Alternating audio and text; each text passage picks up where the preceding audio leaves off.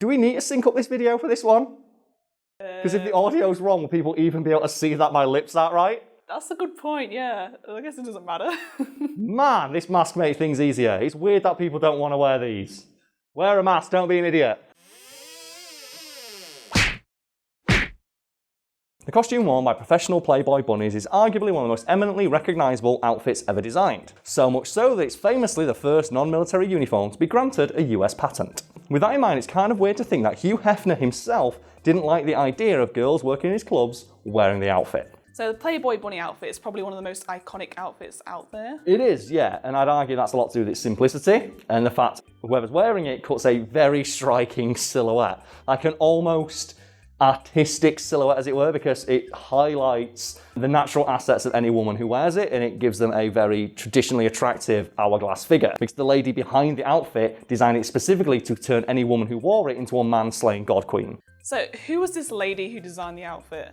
She was a lady called Zelda Wynn Valdes, who's arguably one of the most famous people you've never heard of in regards to seamstressing and dressmaking, because she was a pioneer in regards to making clothes for women, due to the fact her emphasis was always on accentuating the natural assets of any woman who wore her outfits. And it's said that her knowledge of the female form was so keenly trained that she could tell a woman's measurements by sight. So upon meeting a woman, she could look them up and down and in 5 seconds know what her measurements were and in her mind already be designing an outfit or dress that would accentuate or complement them. It reminds me of that scene from Parks and Rec where Tom is like surrounded by women and he just turns around going like 34B, 34C, like just like pointing into all the women's boobs. You don't believe me? Watch. 34C, 36B, 34B, 34D. He knows exactly how big all the women's boobs are. Or there's another scene in a film called Role Models, which... I've seen that in ages. It's a film that I know very well because my old housemate liked it so much he would watch it and then just set it back to the beginning and watch it again. And he'd watch it 3 times in a row every day for a week. And I was in his room playing Halo, so I kind of really got to know that movie quite well. And in that film, there's a character played by Sean William Scott, who's like a womanizing Lothario type. And he's got to take part in community service and become a bigger brother type thing for a young kid who is obsessed with breasts. And the way these two characters bond is the kid's like, I like boobies. And Sean William Scott sits this kid down and gives him this really philosophical speech about the nature of breasts and the fact that all men are obsessed with them, but every woman has 2, so men are outnumbered. And it's overwhelming. And the kid's like, what do you mean? And he tells the kid, it's natural to be curious about the female form. You just got to be more subtle about it.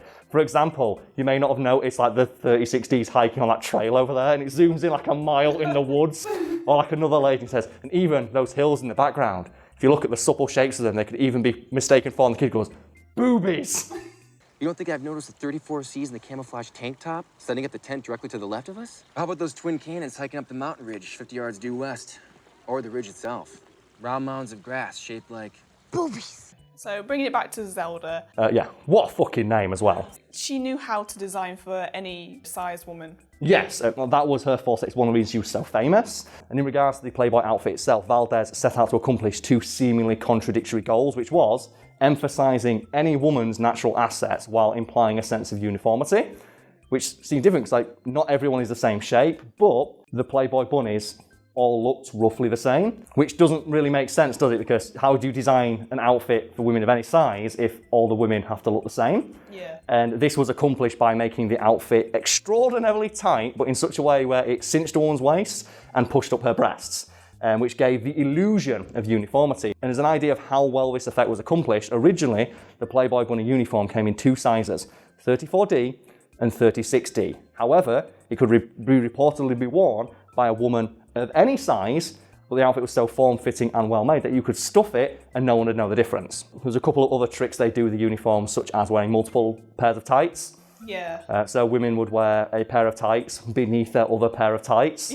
So they would always look like they had perfectly smooth shaved legs, even if they didn't. Every Playboy bunny was trained in the art of service. And there's a couple of unique signature moves that Playboy bunnies were taught, so like the bunny dip or the bunny serve. And they were essentially ways of serving drinks that would highlight a particular aspect of the woman's physique while hiding the fact that she might not necessarily have that aspect of physique, such as serving a drink like crouching down while pushing out the breasts, even if she didn't have any. But the combination of the outfit designed by Valdes and this very specific move designed to enhance the silhouette gave a very convincing illusion that few men could see through, given that most men are idiots and don't really understand anything when it comes to women.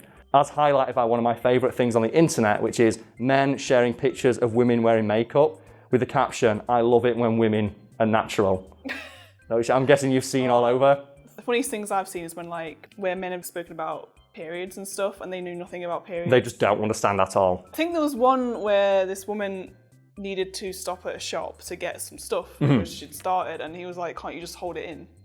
Like, it's not a wee, you can't just hold it in. Valdes seems like such just a fucking champion when it came to this sort of thing, because she not only intimately understood the female form, but she also understood like the many hang-ups women might have about themselves. Because she dealt with women of all shapes and all sizes, and her goal was to make every woman feel like a queen. That was her thing. Yeah. And they thought, well, this is what we want to do with Playboy, but the problem with Playboy is the uniforms, and people have to look somewhat similar. There has to be a sense of uniformity. And she accomplished that with this uniform, which is a feat I think should be celebrated, because it's fucking incredible. That's probably why you get it in a lot of American teen drama films. They always dress up in a bunny outfit for Halloween. Yeah. Or they do variations, like there's the cat. If you're thinking of Mean Girls, one of them dresses up as a mouse. What are you? I'm a mouse. Duh. And the quote-unquote slutty animal is now just a pervasive thing in pop culture. The best example of that being just the one in American Dad, where it's the dad just dresses like a slutty lion. Maybe I'll go as a slutty Ruth Bader Ginsburg. Francine, don't go to Buckles. We can take turns kicking Bat Boy. Yeah, like the Playboy Bunny has made like the sexy animal thing a thing. And speaking of accentuating and drawing attention to what people have, like a show that I've fallen in love with during the quarantine because it's just so wholesome is the Queer Eye show that Netflix have made. Yeah. Where it's just the Queer Eye guys just go, it's so fucking wholesome. And like they encounter people, it's like, oh, I'm just sat and I'm sad and I'm overweight and I've got a beard. And like these 5 adorable gay guys come in and like, look, you're adorable, you're great, you're awesome. Anyone will be lucky to have you. You just need to have confidence in yourself. And they don't do the thing like you have in a movie of completely change who you are. Yeah. It's just like dress for your body type, dress for your age. Yeah. Compliment, accentuate your figure. And there's like, they teach them like proper skincare routine, like give them a decent haircut. Yeah. And that's it, and that's all you need. And like some of the transformations in that are mind-blowing. And I love that idea of like, it's not about covering everything up. It's about just complimenting what you have and then try to work on what you don't. Show them what you got. Yes. That's the kind of energy we need in the world. Oh, I need to watch that. It's super good. I highly recommend it. Like, we need more people like that. We need more people like the message that Zelda Wynn Valdes was trying to like communicate to people. Say, I want you to feel like a fucking goddess, because you are. What is this about Hugh Hefner? Well, Hugh Hefner didn't really like the Playboy Bunny outfit, and the story goes that the idea of dressing the women that would work in the Playboy clubs up as bunnies is one that can be credited to Ilse Taurins, I hope I'm pronouncing that correctly, who was the girlfriend of a Playboy executive and sat in on a meeting between Hugh Hefner and other executives.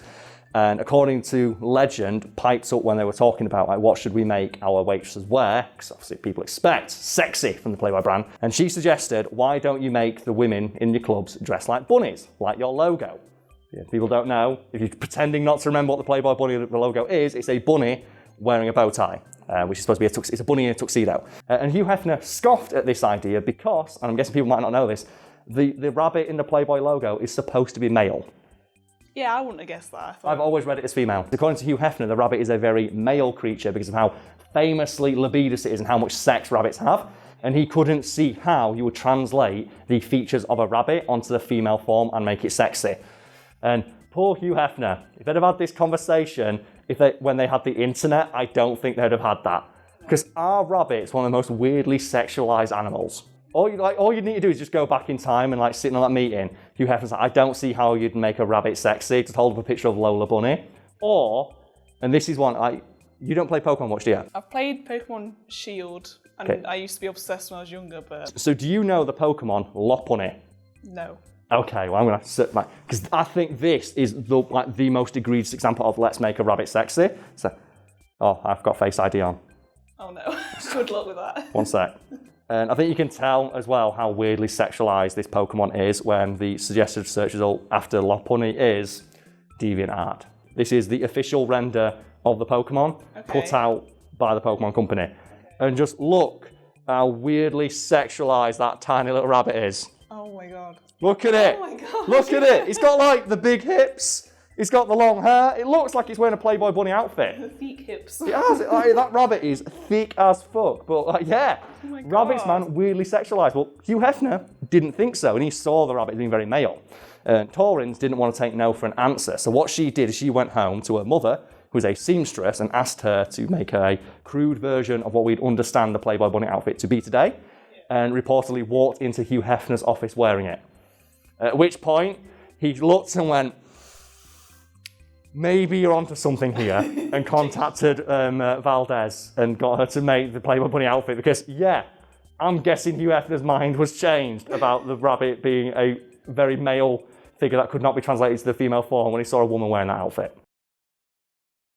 See, I remember like mid-2000s when Playboy Bunny was like a really popular brand with like teens and stuff like that. People I went to school with would have the cushions. Yeah, it was really strange that you'd see the Playboy Bunny logo on products aimed at young teen girls. It's like, really? Really? It's like that famous Byrne joke where he talks about when he saw like a 12-year-old girl wearing those like sweatpants that say the word juicy on the backside. Oh, God, no. And he goes up and he talks to the dad and goes, I think it's very inappropriate that your daughter's wearing them. Yeah. And dad's like, why? Why can't my daughter wear this? And the Byrne joke is, she's not even hot. It's weird, like, how much sexualized stuff is sold to children, but at the same time, it's also weird how people will see it that way. Yeah. The best example of that springs to mind for me being that Sia video, where they got the young girl, I think she was about 14 at the time, where she does the ballet dancing, and she does that amazing fucking routine, like wearing a ballet leotard. Yeah. And people complain to Sia, that's so weirdly sexualized, why are you putting a child in such a sexualized position? And Sia's like, she's doing fucking ballet. Like she's dancing. She's dancing. If you see that as sexualized, that's on you. Yeah, you're the weirdo in this situation. She's doing fucking ballet and she's very, very good at it. It's like the thing that happens a lot here. You see it more in America because school uniforms aren't really a thing over there. Of like girls wearing like what you're wearing now, a vest. Because it's hot outside. It's really warm. And it's like they're wearing a vest and you'll get male teachers in their 30s being like, it's like you're making people uncomfortable with what you're wearing. It's like, stop staring at my fucking daughter's arms. Do we have to wear like long sleeve tops when it's like boiling hot and cover ourselves up completely? It's so straight. It's like I remember a thing that went around my school once where it was, girls aren't allowed to wear bright, colourful bras because you can see them through the white shirts we had to wear. And like the response from a lot of girls is, why are you fucking staring at our tits? I can wear whatever the fuck colour bra I want. I can remember people at my school used to do that. It's like, oh man. So it reminds me a little bit of a story my mum told about how kids in her school would cheat.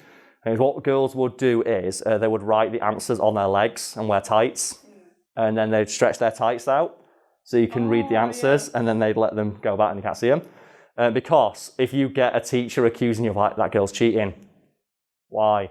She got it written on her legs. It's like, why are you staring at my teenage daughter's legs, you fucking weirdo? I can remember, I think I wore a skirt once to school, never again. I think I wore it for one day and just got too much attention. It's like, that's the thing. And that's everyone else's fault. That's not your fucking fault. And I fucking hate that. When those stories, man, my blood boil. So I feel so fucking bad, as if like people don't have enough shit to deal with. And the inverse, because there's probably some guy screaming right now, well, what about when guys do it? We could talk about the story of it's young lads at school. It's a story that goes around every summer in the UK, and it always gives me like a little pang of pride. And it's lads will ask, can we wear shorts because it's hot? And it's told, no, uniform is trousers, but girls can wear skirts. So boys will come to school wearing skirts. And it happens every single year. And then the boys will keep wearing the skirts because they're really comfy. Yeah. It's like, yeah, you should. You shouldn't like feel bad about wearing them. Like, they are comfy and they do keep you cool. Yeah.